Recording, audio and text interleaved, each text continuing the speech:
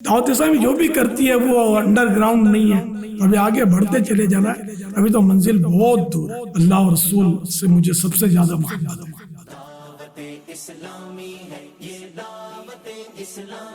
اگر آپ سے پوچھا جائے کہ 3 جملوں میں بتائیے کہ دعوت اسلامی کیا ہے تو آپ کیا فرمائیں گے؟ دعوت اسلامی عقائد و اعمال اور نیکی کی دعوت کی سنت و بھری تحریک ہے۔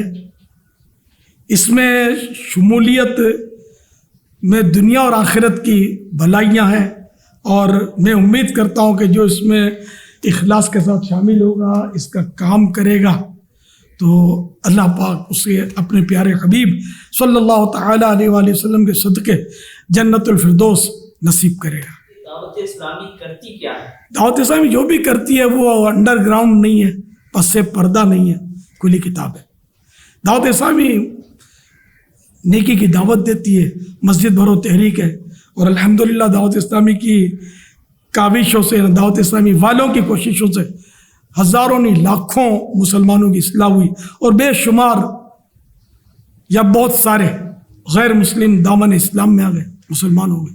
دنیا دیکھتی ہے، جانتی ہے، اور بے شمار لوگوں کو یہ ساری باتیں پتہ ہے، خالی یہ تحریریں نہیں ہیں بلکہ یہ دعوت اسلامی کھلی کتاب وہ سب کو نظر آ رہی ہے۔ تقریباً 40 سال ہو گئے اس کو شروع ہوئے، اب آپ دعوت اسلامی کو کس جگہ پر، کس مقام پر دیکھتے ہیں؟ چل، دعوت اسلامی کو یوں تو بظاہر شہرت تو بڑی ملی، لیکن شہرت یہ اللہ کی بارگاہ میں قبولیت کی دلیل نہیں ہے۔ اللہ پاک قبول کر لے، بس یہ ہماری خواہش ہے، اور ہم اسی لیے ہم یہ نہیں لکھتے، ہمارے کہیں بھی آپ نے اشتہار میں نہیں دیکھا ہوگا دعوت اسلامی کے کامیاب 40 سال، اس طرح کی ہم نے کوئی کوشش تو ہم ابھی کوشش کر رہے ہیں کہ اللہ پاک راضی ہو جائے، کیونکہ اس کی خفیہ تدبیر تو کسی کو بھی نہیں پتہ کہ اس کے بارے میں کیا ہے، تو بس ہم یہ چاہتے ہیں کہ ہم سے رب راضی ہو جائے، اور اس کا ظاہر پتہ تو مرنے کے بعد ہی چلے گا کہ ہم کامیاب بھی ہوئے یا نہیں، تو اس لیے جد و جہد ہمیں آخری سانس تک جاری رکھنی چاہیے، اور انشاءاللہ ایسا ہی کریں گے اللہ کی رحمت سے، محبوب کی نظر سے، صلی اللہ تعالیٰ علیہ وآلہ وسلم۔ تو ابھی آگے بڑھتے چلے جانا ہے، ابھی تو منزل بہت دور ہے۔ دعوت اسلامی کے لیے سب سے نقصان دہ چیز کیا ہے؟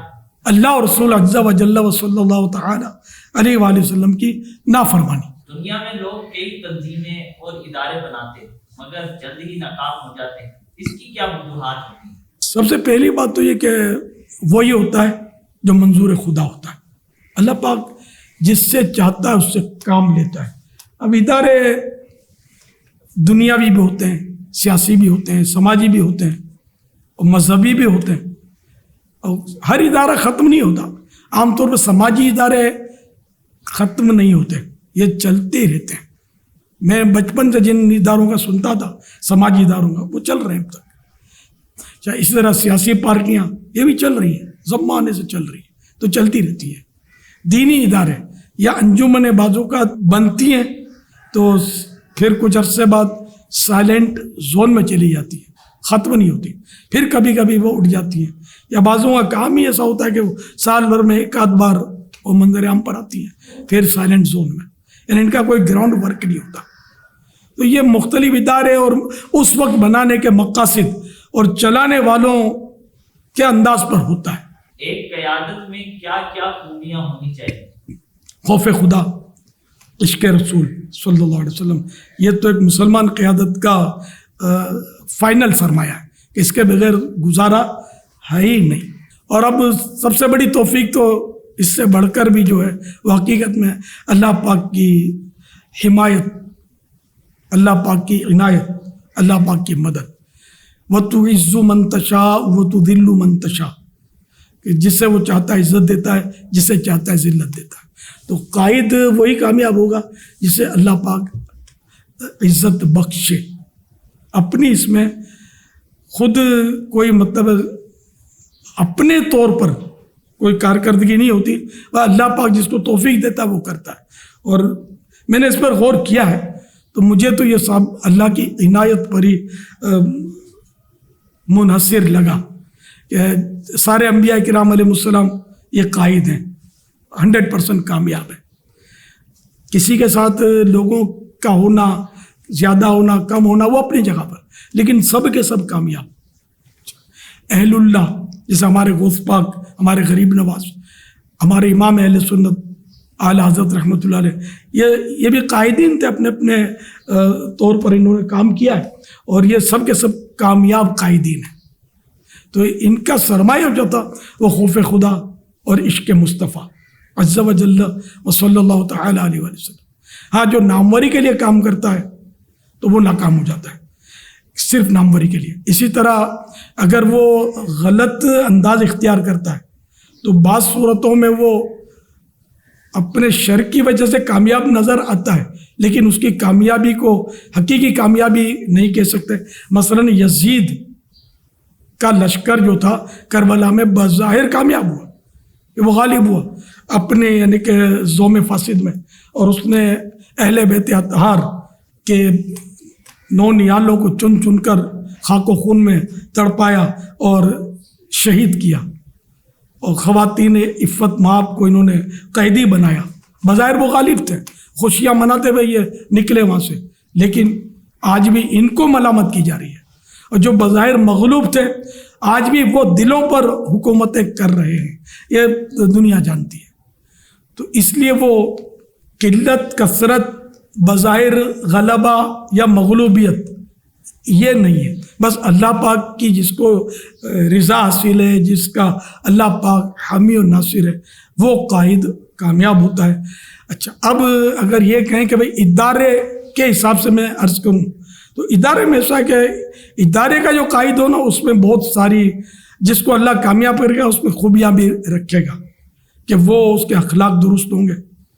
غصہ اور چڑچڑاپن اور بے جا جذباتیت اور غلط فیصلے کرنے میں وہ نہیں کرتا ہوگا، اس میں بہت کمی ہوگی اس کے. اچھا، اسی طرح وہ ظلم نہیں کرے گا، کہ بعض ادارے یا تنظیمیں وہ ظلم پر چلتی ہیں، اپنے مخالف کو یا تو ڈیگریڈ کرتی ہیں یا مروا دیتی ہیں یا کچھ بھی کرتی ہیں، وہ یہ کرتے رہتے ہیں اس طرح کے لوگ. تو یہ زیادہ کامیاب نہیں ہوتے، اپنے شر کی وجہ سے چھا ضرور جاتے ہیں، لیکن آہستہ آہستہ آہستہ یہ ٹوٹ پھوٹ جاتے ہیں اور آخرت بھی ان کی خراب. تو اس لیے جو اگر دینی رہنما ہے یا دینی قائد ہے تو بس وہ خوف خدا اور عشق مصطفیٰ کا پیکر ہو، اس میں اخلاق کا پیکر ہو، نرمی ہو، اس کے اندر سخاوت ہو، سب کے سننے کا حوصلہ ہو، جو غلط مشورہ دے اس کو بھی وہ جھاڑتا نہ ہو، اس کی بھی سن لیتا ہو، اور ہر ایک کو وہ اہمیت دیتا ہو. کچھ کو اہمیت دی، کچھ کو یعنی کہ نظر انداز کیا یا اس کو جھاڑ دیا، ڈانٹ دیا. اس طرح کرنے والا قائد زیادہ کامیاب نہیں ہوتا. بچوں کے ساتھ، بوڑھوں کے ساتھ، سب کے ساتھ اس کا سلوک جو ہے مشفقانہ ہوگا، ہمدردانہ ہوگا تو وہ کامیاب ہوگا. جارحانہ ہوگا، حکیمانہ ہوگا تو اس کا کامیاب ہونا بہت مشکل ہے. میں اداروں کے قائد کی بات کرتا ہوں، حکمرانوں کی بات نہیں کر رہا. تو یہ اللہ کی عطا ہے کہ کسی کو وہ جس کو وہ عطا کر دے. بہت سو میں یہ خوبیاں ہوتی ہیں لیکن پھر بھی وہ قائد نہیں بن پاتے، اور بہت سو میں یہ خوبیاں کم ہوتی ہیں، اس کے باوجود وہ کامیاب ہو جاتے ہیں. تو وہ بس اللہ کی دین ہے. آج ہم اللہ کے کرم سے دعوت اسلامی والوں میں محبت، اتفاق دیکھ رہے ہیں، آگے بھی یہ رہے، اس کے لیے آپ کیا نصیحت فرمائیں گے؟ اللہ پاک سے دعا ہے کہ اللہ کریم دعوت اسلامی کو افتراق و انتشار سے بچائے. جب کسی تحریک میں جذباتی لوگ آ جاتے ہیں، قوت فیصلہ جن کی کمزور ہو اور جذباتی فیصلے کریں اور خود رائی کہ وہ مالک ہوں، بس میں نے کہہ دیا نا، بس کر لو جو میں کہتا ہوں بس وہ کرنا ہے. تو اس طرح ایک آدھ بار ہو سکتا ہے کہ یہ لوگ کر لیں جو بھی ماتحت ہیں، آہستہ آہستہ وہ اندر بغاوت پھیلے. تو اس لیے وہ اگر سب کو محبت دینے والے قائد ملتے رہیں گے، ہمارے ذمہ داران سب کو محبت دیں گے، پیار دیں گے، سب کو اہمیت دیں گے، جس طرح ایک سلجھے ہوئے سمجھدار اسلامی بھائی کے مشورے کو وہ غور سے سنتے ہیں، اسی طرح بالکل ہی جو وہ اوٹ پٹانگ مشورے دیتے ہیں ان کو بھی اسی طرح سنیں گے اور ان کو بھی مسکرا کر ترکیب کریں گے اس کی، تو انشاءاللہ یہ کہ افتراء کا انتشار نہیں ہوگا. ورنہ ہوتا اسی طرح ہے کہ بعض اوقات کسی علاقے میں کوئی ذمہ دار ہو، مخصوص لوگوں کے ساتھ وہ اپنا گروپ سیٹ کر لے، انہی کی باتیں سنیں، اور جو بیچارے کمزور ہوتے ہیں مشورہ دینے میں یا بہرحال کوئی بھی اس میں کمزوری ہوتی ہے تو ان کو پھر وہ نیگلیکٹ کرتے ہیں، نظر انداز کرتے ہیں.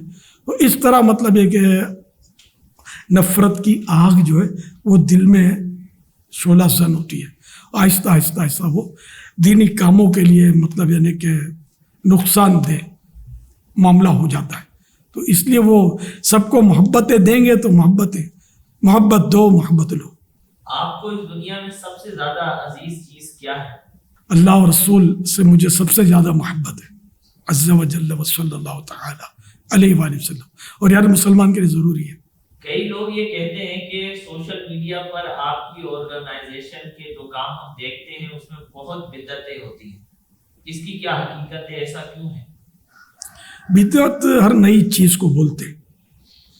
تو اس وقت جس ذریعے سے مجھے سوال کیا گیا اور جس ذریعے سے میں جواب دے رہا ہوں یہ بھی تو بدعت ہے. لینتھر کی مسجدیں بن رہی ہیں، بدعت ہیں. پہلے تو وہ کھجور کے تنے کی مسجد تھی اور اس میں کھجور کی چٹائیاں تھیں، زمین بھی کچی تھی، قرآن کریم چمڑے پر درخت کے پتوں پر لکھا جاتا تھا. وہ ہینڈ رائٹنگ جو ہے، جیسے حضرت عثمان غنی رضی اللہ عنہ کی شہادت جس وقت ہوئی اس وقت جو کھال پر قرآن کریم لکھا گیا تھا، آج بھی اس کی تصویر ملتی ہے، کوئی بھی نہیں پڑھ سکتا ہم میں سے. تو اب یہ کہ جدید یعنی نئی کتابت، اس کی کمپوزنگ اور پھر اس پر اعراب زیر زبر پیشی بھی پہلے نہیں ہوتے تھے، یہ بھی بہت بعد میں لگے. تو یہ سب مطلب یوں تو بدعتوں کی دنیا بہت وسیع ہے. ہمیشہ یاد رکھیے گا بدعت، ہر بدعت بری نہیں ہوتی. حدیث پاک میں ضرور ہے کل بدعت ضلالہ، ہر بدعت گمراہی ہے، وکل بدعت فی النار، اور ہر گمراہی جہنم میں. تو بدعت وہ بری ہے کہ جو کسی سنت کو مٹا دے، اور جو بدعت سنت کو نہیں مٹاتی وہ بری بھی نہیں ہے. ورنہ تو میں نے قرآن کریم کی بھی مثال دی. اسی طرح جو مدارس کی تعمیرات، درس نظامی سبھی کر رہے ہوتے ہیں، یہ بھی ظاہر بدعت ہے، لیکن یہ کیا وہ بدعت حسنہ کہتے ہیں، اچھی بدعتیں. تو یہ مطلب تو دعوت اسلامی والے الحمدللہ کوئی بھی بری بدعت نہیں کرتے جو سنت کو مٹاتی ہو. بدعت دلالہ ایک بھی دعوت اسلامی میں کوئی اب تک تو نشاندہی نہیں کر سکا. اللہ نہ کرے کوئی اگر ہو بھی رہی ہوگی، ہم انشاءاللہ خود مل جل کر اس کو مٹائیں گے. اور ہم تو مطلب ہیں سنتیں پھیلانے والے، سنتوں کی دعوت دینے والے. ہم کیوں بدعت سیئہ یعنی بری بدعت کو پروان چڑھائیں گے؟ تو یہ مطلب غلط فہمی ہے، ایسا کچھ بھی نہیں ہے. الحمدللہ دعوت اسلامی تو اچھی مطلب یعنی کہ ریت ڈال رہی ہے، جیسا کہ صلو علی الحبیب، دعوت اسلامی نے اس کو عام کیا. بھائی اس میں کیا برائی ہے یار؟ درود شریف پڑھنے کا تو بول رہے ہیں، یہ تو اچھا ہے نا. ایک بدعت حسنہ ہے کہ اس کو نعرے کی صورت میں ہم بولتے ہیں. اسی طرح اور دیکھنے جائیں گے تو بہت ساری صورتیں نکل آئیں گی دعوت اسلامی کی کہ جو جس کو بدعت حسنہ کہا جائے اور اس کو اپریشیٹ کرتے ہیں لوگ. بدعت حسنہ پر ہم ضرور عمل کرتے ہیں اور سبھی کر رہے ہیں، یہ کوئی مطلب ممنوع بات تو نہیں ہے. ورنہ تو یہ کہ تراویح کی جماعت باقاعدگی کے ساتھ یہ سیدنا فاروق اعظم رضی اللہ عنہ نے جاری فرمائی، اور خود ان کا ارشاد مشکات شریف میں نعم البدعۃ ھذہ، یہ بہت اچھی بدعت ہے. تو اب یہ کہ فاروق اعظم کے بارے میں کیا ارادہ ہے اعتراض کرنے والے کا؟ فاروق اعظم پر اعتراض کرو گے تو ٹھیک ہے، ہم پہلے سپر بنیں گے، جان قربان کریں گے. تو ایسا کچھ بھی نہیں ہے. بدعت حسنہ کی گنجائش تا قیامت تک ہے. مسلم شریف کی حدیث ہے کہ جو اسلام میں کوئی اچھا طریقہ جاری کرتا ہے اس کو اس کا ثواب ملتا ہے، اور جب تک لوگ اس پر عمل کرتے رہیں گے اس کا ثواب ان سب کو بھی ملے گا، اور جاری کرنے والوں کو، اس جاری کرنے والے کو سب کا ملے گا، اور دونوں کے ثواب میں کوئی کمی نہیں ہوگی. اس طرح جو اسلام میں برا طریقہ جاری کرے گا اس کو اس کا گناہ ملے گا، اور جتنے اس پر عمل کریں گے سب کو گناہ ملے گا، اور سب کے مجموعے کے برابر اس جاری کرنے والے کو گناہ ملے گا، اور دونوں کے گناہ میں کوئی کمی نہیں ہوگی۔ آپ دعوت اسلامی والوں کو کیا پیغام دیں گے؟ 40 سال مکمل ہونے جا رہے ہیں اور آئندہ کے لیے۔ اللہ ہمیشہ وہی کام کرنا ہے جس میں اللہ اور رسول راضی ہوں، یہ خاص دھیان رکھنا ہے۔ اللہ اور رسول کی ناراضی والا کبھی بھی کام نہیں کرنا۔ بظاہر آپ کو مطلب کتنا ہی فائدہ حاصل ہوتا ہو، بظاہر وہ لگے کہ دین کا فائدہ ہمیں حاصل ہو رہا ہے، تو بھی اللہ اور رسول کی نافرمانی کرنی پڑتی ہے، تو وہ کام ہمیں نہیں کرنا۔ یہ ایک مثال مبالغے کے ساتھ میں نے دی ہے، ٹھیک ہے۔ تو اللہ اور رسول کی جب تک اطاعت و فرما برداری ہم کرتے رہیں گے، صحابہ کرام کے نقش قدم پر چلیں گے، اولیاء کرام کے نقش قدم پر چلیں گے، اہل بیت کے نقش قدم پر چلیں گے، ہم کامیاب ہیں۔ مصطفیٰ و انبیاء و صحابہ و اہل بیت اور اولیاء کرام کی محبت اپنے دل میں رکھنی ہے، اور ان کے نقش قدم پر چلتے رہنا ہے۔ انشاءاللہ آپ کا بال کوئی بھی بیکا نہیں کرے گا، اور آپ ہمیشہ کامیابی کی منزل پر گامزن رہیں گے۔ اگر اس سے آپ ہٹیں گے تو پھر کامیابی مشکل ہے۔ اور اس دور میں امام احمد رضا قاری اعلیٰ حضرت رحمۃ اللہ علیہ، یہ بہت بڑے عاشق رسول عالم دین ہوئے ہمارے اسی قریب ہی مطلب زمانے کے، ان کو اپنا معیار بنائیں، کیونکہ میں نے ان کی سیرت پڑھی ہے، ان کے فتاوے دیکھیں کہ یہ صرف وہی بات کرتے ہیں جو قرآن و حدیث کے مطابق ہو، تو اس لیے میں نے ان کا دامن پکڑا کہ یہ ہم کو قرآن و حدیث کے راستے پر چلا رہے ہیں، تو اس لیے ہم ان کے راستے پر چل پڑے کہ اصل منزل تو اللہ اور رسول کی رضا ہے، جو اس منزل کے ذریعے ہم کو حاصل ہوگی۔ مدینے جانا ہے تو چاہے ہوائی جہاز کے ذریعے جائے، چاہے کوئی ٹرین کے ذریعے جائے، چاہے کوئی کار کے ذریعے جائے، یا اونٹ گھوڑے پر جائے، یا پیدل چل کر جائے، منزل تو ہماری مدینہ ہے۔ تو منزل ہماری اللہ اور رسول کی رضا ہے، اور وایا مدینہ جنت کا حصول ہے۔ تو اس کے لیے جد و جہد جاری رکھیے، کبھی بھی دعوت اسلامی کو چھوڑیے گا مت۔ کوئی دھکے بھی مارے تو دعوت اسلامی سے نکلنا نہیں ہے، آپ کو چپکے رہنا۔ انشاءاللہ دعوت اسلامی ہمیں ضرور آقا صلی اللہ علیہ وسلم کے قدموں تک پہنچائے گی، اور پہنچا کر ان کے قدموں میں رکھے گی۔ دعوت اسلامی ہے یہ، دعوت اسلامی